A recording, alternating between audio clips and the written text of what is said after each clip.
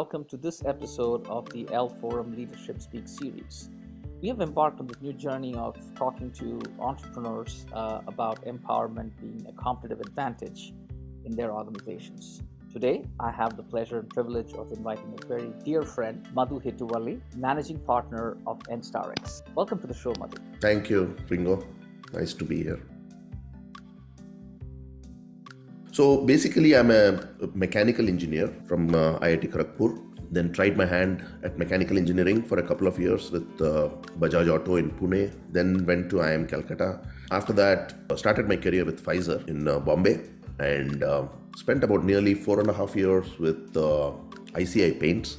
After that, I had a brief stint, about a year with Coca-Cola. So that was my journey in India. And during the Y2K, had an opportunity to move to the US. I was handling ERP sales for Birlasoft for a very short time again. It was a tough transition because from a position where you were leading a team of more than 200 people, from there you come to IT services where you practically pick up the phone and your boss is asking you how many calls did you make. People are dropping the calls on you or canceling appointments or whatever. That's all part of the journey. After that, I started a company, IT services company called iTalent.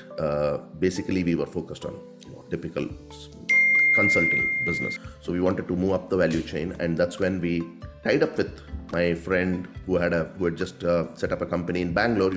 We did some amazing projects, built a lot of healthcare solutions. We started working on a credentialing system.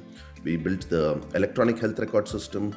There were many EHRs in the market, but we were the first ones actually to build a cloud inpatient system that actually got certified by the Health and Human Services Department. That gave us a lot of credibility. We were able to get more projects. Today, we have rebranded ourselves as NStarX, basically an IT services company very clearly focused on product development and product engineering, working mostly with startups and mid-sized companies. And we are now starting an AI practice. What my learnings from this journey is that please don't think that everybody has a great master plan and then you execute that. You'll meander along and find a niche. You might start with something, do it with your full passion and your drive and everything, but be prepared to take massive U-turns. The good thing about being in business is you are exposed to these different opportunities. How successful you're going to be is going to depend on how smart you get in realizing which ones to pursue and which ones to drop.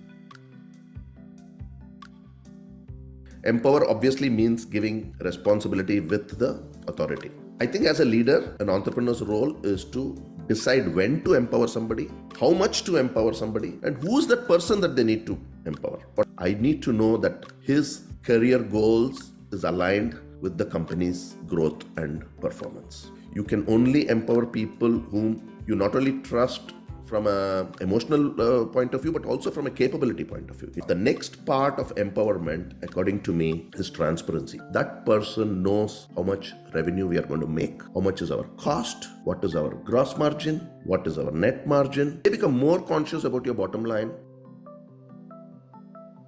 The first big thing is their level of motivation. They are really motivated. They are more focused on your bottom line and your success. I know that they're going to be with me in this journey. You're able to retain people better. They're not going to jump for a few dollars more. With empowerment, the benefit is they are also focused on the commercial success of that engagement. So those are some of the key benefits.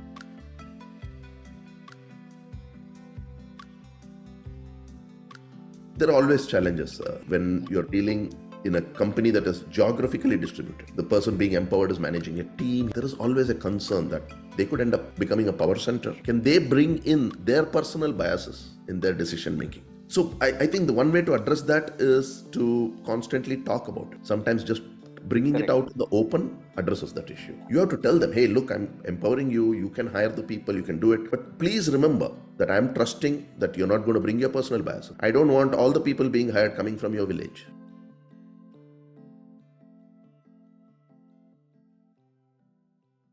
There should be some level of genuine desire to become an entrepreneur.